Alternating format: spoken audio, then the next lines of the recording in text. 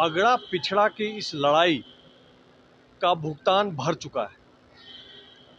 इसमें किसी का कल्याण नहीं।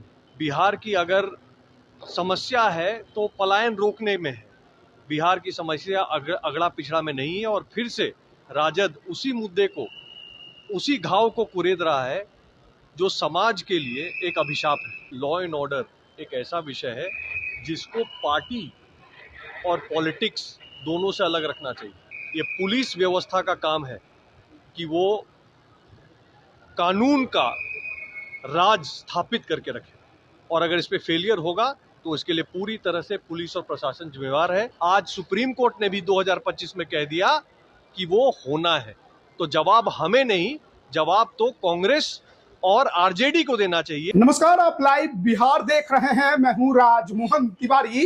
देखिए, बीते दिनों एक वीडियो सोशल मीडिया पर काफी ज्यादा तेजी से वायरल हुआ जिसमें भूरा बाल साफ करो का नारा लग रहा है। उस सभा में आरजेडी के विधायक भी मौजूद थे। अब इस वीडियो ने बिहार की सियासत को इस कदर गरमा दिया है कि अब आरजेडी पर अगड़ा पिछड़ा करने के आरोप लगने लगे हैं। बीजेपी के राष्ट्रीय मंत्री ऋतुराज सिन्हा ने आरजेडी को इस पूरे मामले पर घेरा है और जमकर खड़ी कोटी भी सुनाई है। उसके अलावा बीते दिन यह भी खबर निकलकर सामने आई कि चिराग पासवान को बम से उड़ाने की धमकी सोशल मीडिया पर मिली है। उस पर भी उन्होंने प्रतिक्रिया दी। बिहार में बढ़ते अपराध को लेकर उन्होंने पुलिस की जमकर फटकार लगाई है और साफ तौर पर कहा है कि अगर लॉ एंड ऑर्डर फेल होता है तो इसके लिए पुलिस और प्रशासन पूरी तरह से जिम्मेवार है। वहीं दूसरी तरफ जो सुप्रीम कोर्ट में चुनाव आयोग के विशेष गहन पुनरीक्षण को लेकर याचिका दायर की गई, जो सुनवाई हुई, जो बातें सुप्रीम कोर्ट ने कही है, उस पर भी उन्होंने बहुत कुछ कहा है। पहले आप सुनिए कि क्या कह रहे हैं बीजेपी के राष्ट्रीय मंत्री ऋतुराज सिन्हा। अगड़ा पिछड़ा की इस लड़ाई का भुगतान भर चुका है। इसमें किसी का कल्याण नहीं। बिहार की लड़ाई अगर है तो गरीबी के खिलाफ है। बिहार की अगर लड़ाई है तो हमारे प्रदेश में जो इंफ्रास्ट्रक्चर की कमी हो रही है उसके खिलाफ है। बिहार की अगर समस्या है तो पलायन रोकने में है।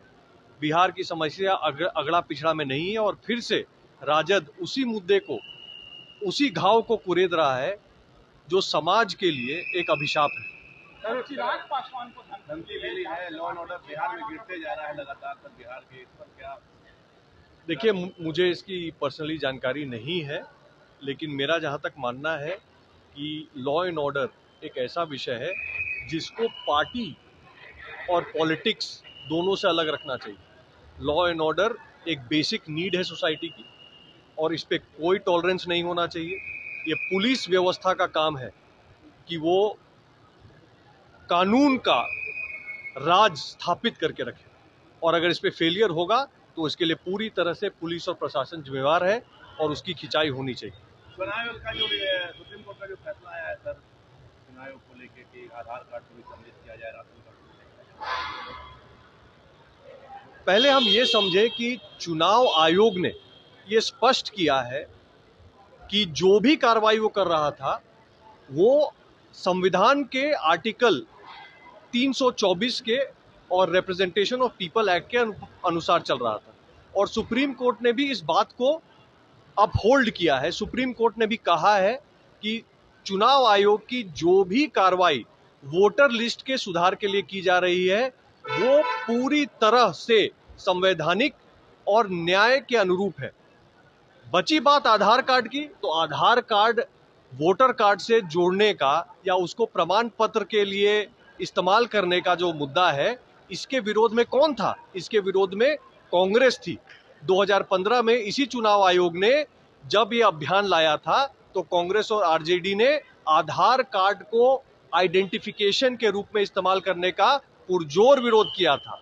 आज सुप्रीम कोर्ट ने भी 2025 में कह दिया कि वो होना है, तो जवाब हमें नहीं, जवाब तो कांग्रेस और आरजेडी को देना चाहिए कि 10 साल इस मैटर को क्यों लटकाया, देश का अनिष्ट क्यों किया। तो अभी आपने सुना क्या कुछ उन्होंने तमाम सवालों के जवाब दिए, चाहे जो वीडियो वायरल हुआ, भूरा बाल साफ करो की बात हुई, या फिर चिराग पासवान को जो धमकी मिली है जान से मारने की उसकी बात हो, या फिर जो विपक्ष सुप्रीम कोर्ट गया और चुनाव आयोग के फैसले के खिलाफ उसने याचिका दायर की और उस पर जो सुनवाई हुई उसमें सुप्रीम कोर्ट ने विशेष गहन पुनरीक्षण के कार्य को रोकने से बिल्कुल ही इनकार कर दिया और कहा कि चुनाव आयोग स्वतंत्र है ये करने के लिए। हालांकि आधार कार्ड और जो वोटर आईडी कार्ड है उसको लेकर जो सवाल खड़े हुए हैं उस पर भी सुप्रीम कोर्ट ने चुनाव आयोग से जो रिपोर्ट है वो मांगा है, उनसे कहा है कि आप अपना जवाब ससमय दें। अगली सुनवाई 28 जुलाई को